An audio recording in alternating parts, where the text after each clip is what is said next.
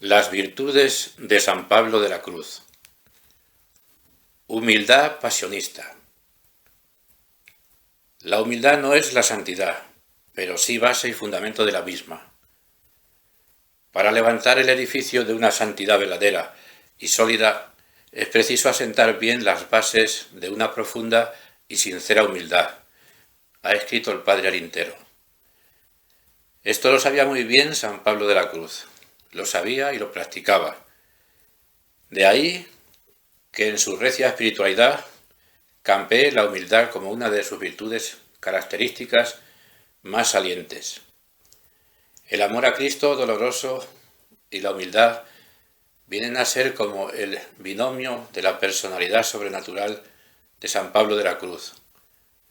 Por ser la humildad, como se ha dicho, fundamento de la santidad, y ello en todos los santos, pero de manera particular en nuestro biografiado, damos comienzo al estudio de la santidad del gran apóstol de la Pasión por el capítulo dedicado a la virtud de la humildad, la cual, para nuestro santo, es también la cadena de oro que engarza todas las virtudes y la joya más preciada de Cristo.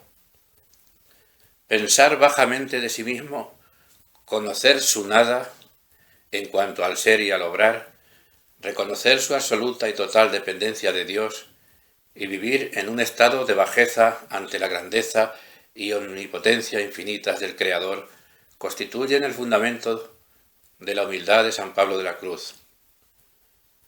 Dios, solía decir, me ha quitado todas las gracias, pero esta de conocerme a mí mismo no.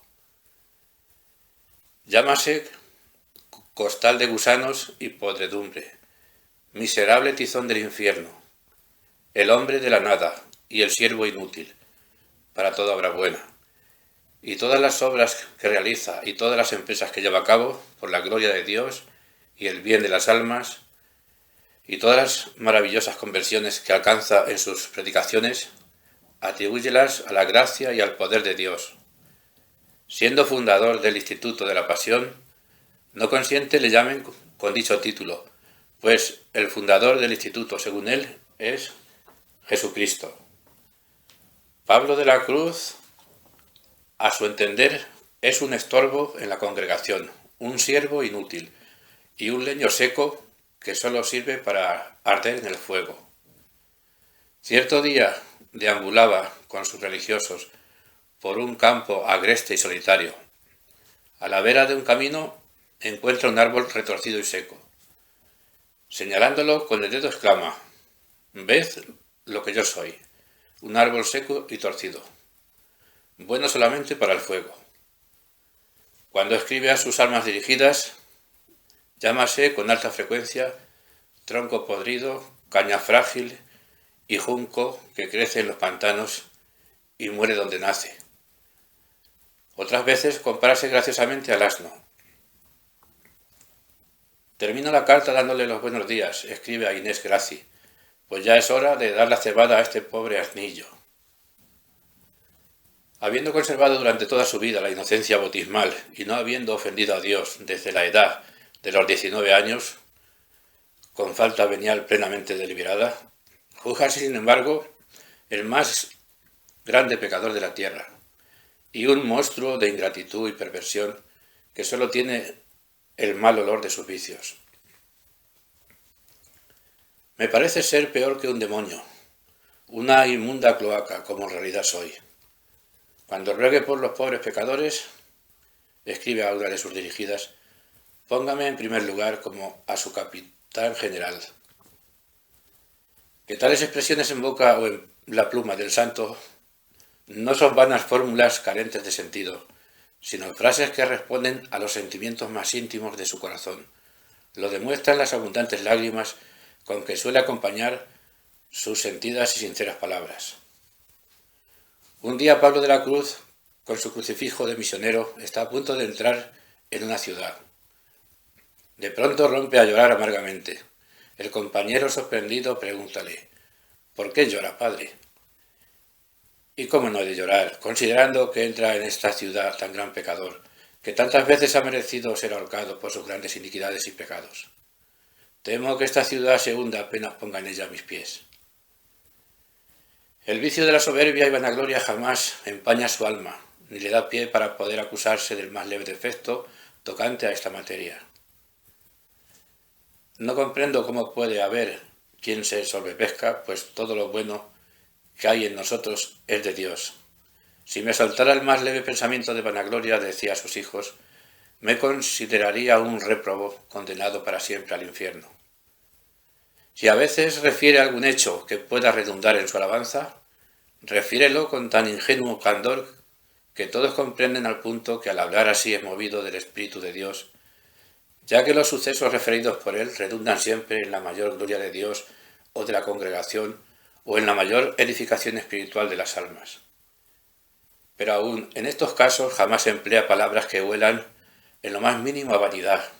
Pablo de la Cruz, ingenuo, sencillo, como un niño, atribuye toda la gloria a Dios, para así se reserva únicamente la confusión de no haber correspondido a la gracia de Dios y colaborado en la obra que el Señor le encomendara. Los ejercicios de humildad que Pablo de la Cruz se impone voluntariamente responden al bajo concepto que de sí mismo tiene formado. Siendo fundador y general del instituto, arrodíllase delante del rector del convento y con una corona de espinas sobre la cabeza, una soga al cuello y una cruz sobre los hombros, se acusa en público refectorio de haber escandalizado a la comunidad. En la vigilia de las grandes festividades religiosas y en el Jueves Santo, póstrase a los pies de sus religiosos y con abundantes lágrimas en los ojos pídeles humildemente perdón, suplicándoles encarecidamente roguen por él para que pueda salvar su pobre alma. El título de fundador y general con el que es honrado le ocasiona mayor humillación. Oh, si supiesen los que me llaman fundador, qué puñalada me dan en el corazón y qué pena me causan. No me lo dirían. Me tiran sangre a los ojos, me ponen delante mis ingratitudes y me hacen recordar que he oscurecido e impedido con mis culpas la obra de Dios. Esperando un día ser recibido de un prelado, le preguntan en la antesala, ¿quién es el fundador de los pasionistas? Un pobre pecador, contesta el siervo de Dios.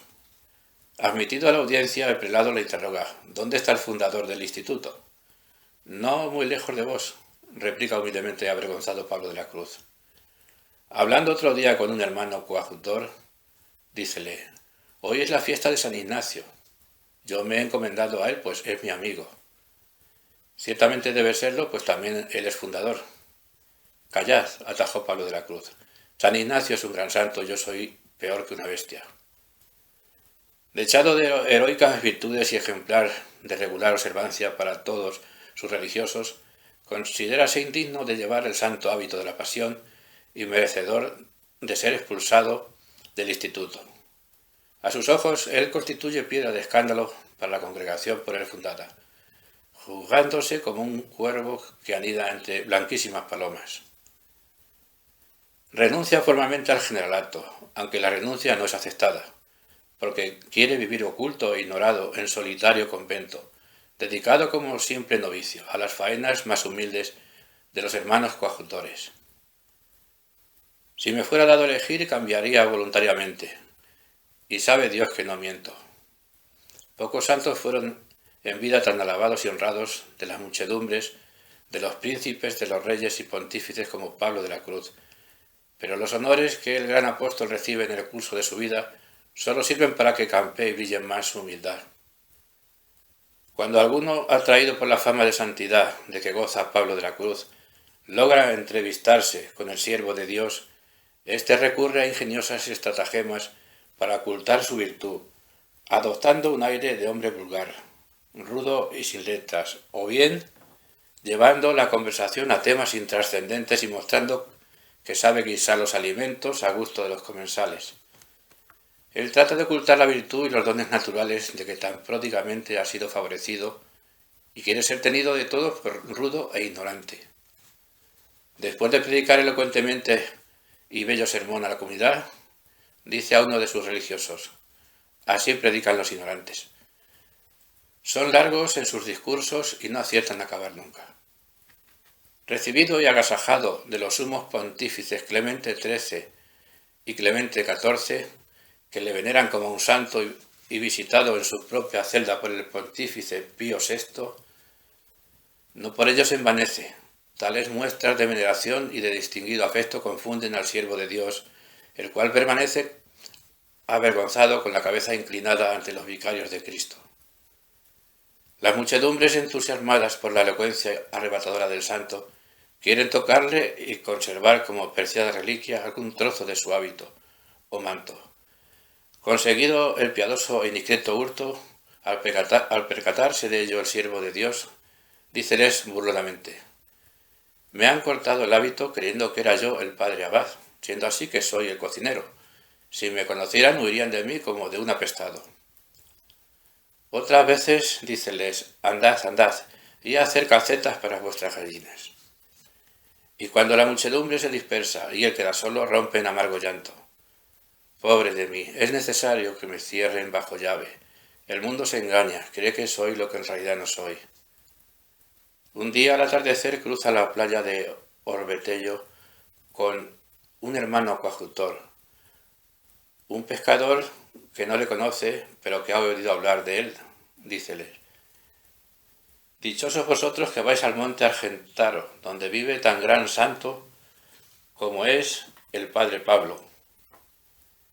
El siervo de Dios se turba, muda de color y no acierta a proferir palabra. Luego, disimulando su turbación: pero ¿quién es ese santo que decís? El padre Pablo. Sí, contesta secamente el rudo pescador, el padre Pablo. Pues yo os aseguro que él no cree ser un santo. Pues lo crea o lo deje de creer, yo os digo que el padre Pablo es un santo, un verdadero santo, un gran santo. Y el siervo de Dios, todo avergonzado, prosigue su viaje.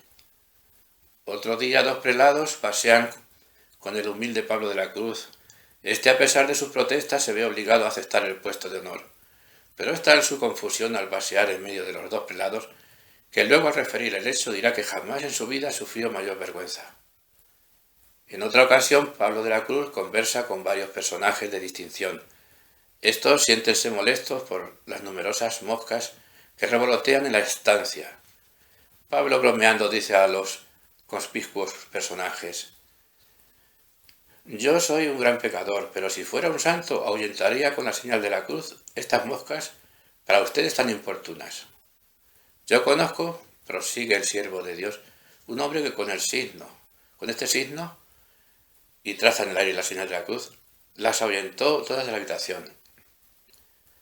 No ha cesado de hablar cuando, como por arte de encantamiento, desaparecen de la estancia todas las moscas. Milagro tan inesperado confunde al siervo de Dios de tal forma que desde aquel momento se repliega en un religioso y profundo silencio que nadie puede hacer romper. Tanta era su confusión y vergüenza. Pablo de la Cruz tiene la humildad tan arraigada en su alma y ejerce los actos propios de dicha virtud con tal sencillez y espontaneidad que parece serle connatural. De niño pide el pan de rodillas a sus hermanas. Cuando conversa con otros mantiene los ojos bajos y la cabeza un tanto inclinada. Júgase el último de los hombres y ocupa siempre el último lugar. En los conventos escoge para sí la celda más humilde y menos acomodada. Interviene en las faenas de los hermanos coadjutores. Lava los platos, barre su habitación, ayuda al cocinero y sirve la comida a los enfermos. En las construcciones del primer convento del instituto, él hace de peón y de albañil. Abre las zanjas y acarrea los materiales. Misionero apostólico, al final de cada misión, sube al tablado con una corona de espinas sobre la cabeza y una soga al cuello, y derramando copiosas lágrimas pide a Dios perdón de las faltas cometidas durante la santa misión, y al pueblo de los malos ejemplos y escándalos que le ha dado. Acabada la misión, para evitar la lisonja y el aura de los vítores y aplausos del pueblo, marcha inmediatamente o muy de madrugada a su retiro, no permitiendo que nadie le acompañe. En la ciudad de Aguapendente coinciden un día Pablo de la Cruz y San Leonardo de Puerto Mauricio, los dos más famosos misioneros de Italia en el siglo XVIII. Los dos son invitados a dirigir la palabra al pueblo, pero uno y otro, por su profunda humildad, rehúsan tal honor. ¿Quién será el predicador? San Leonardo cede el honor a San Pablo.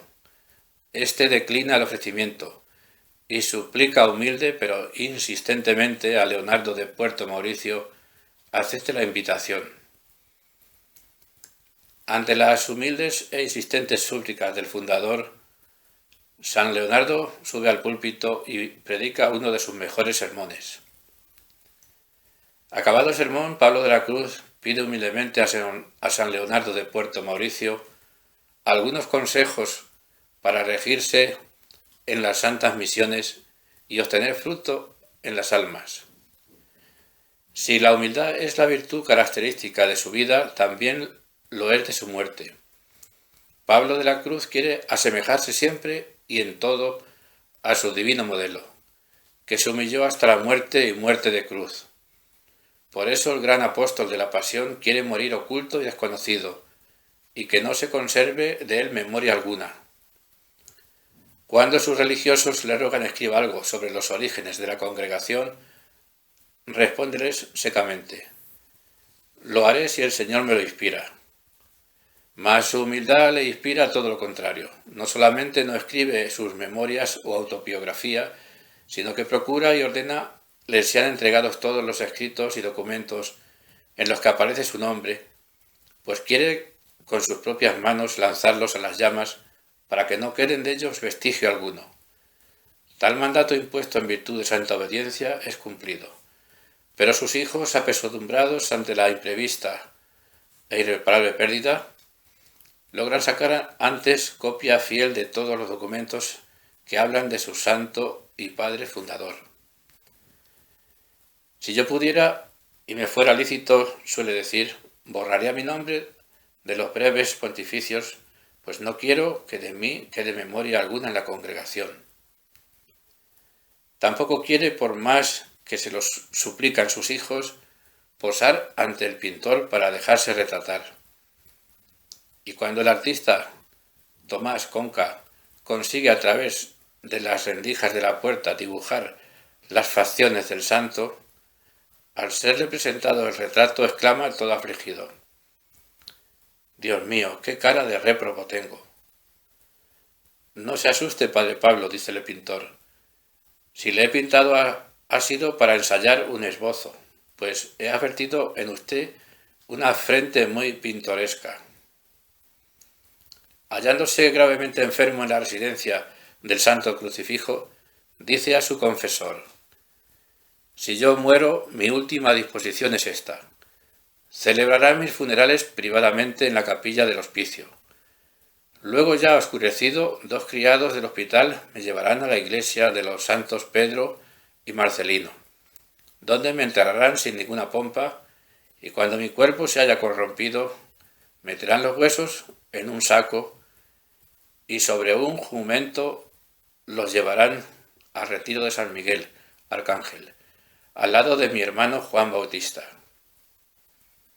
Al maestro de novicios, que le pide les deje en testamento el corazón para conservarlo en la casa noviciado, respóndele serio y lloroso: mi corazón, pobre corazón mío, si merece ser quemado y aventadas sus cenizas, porque no supo amar a Dios.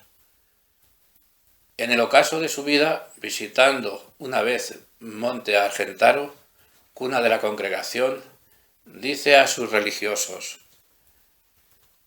si como es mi deseo yo muero en este retiro, sepultad mi cuerpo bajo un castaño, pues no merece ser enterrado en la iglesia.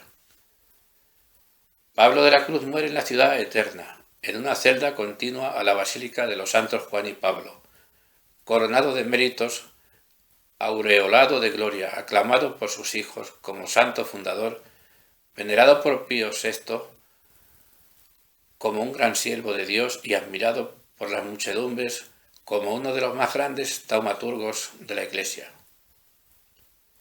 Pero Pablo de la Cruz, agónico, rodeado de la religiosa comunidad, momentos antes de recibir por viático el pan de los fuertes, deshácese en acentos de la más profunda humildad.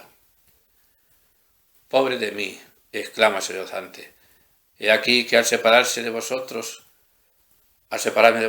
para entrar en la eternidad, no os dejo otra cosa que mis malos ejemplos. Si bien es verdad que nunca fue esta mi intención, pues siempre deseé vuestra santidad y perfección. Con el rostro contra el suelo os pido perdón, y con gemidos de mi pobre corazón, a toda la congregación aquí presente y ausente, y os recomiendo mi pobre alma a fin de que el Señor la acoja en el seno de su misericordia, como espero, por los méritos de su santísima pasión y muerte. El padre Juan María, su confesor, para complacer al santo, el cual ha deseado morir en la ceniza y el cilicio, toma una soga y la ciñe al cuello del siervo de Dios, y así exhala su último suspiro. El gran apóstol de la pasión, expandiendo los mal fúlgidos y bellos resplandores de su profunda y extraordinaria humildad en el postrer momento de su vida.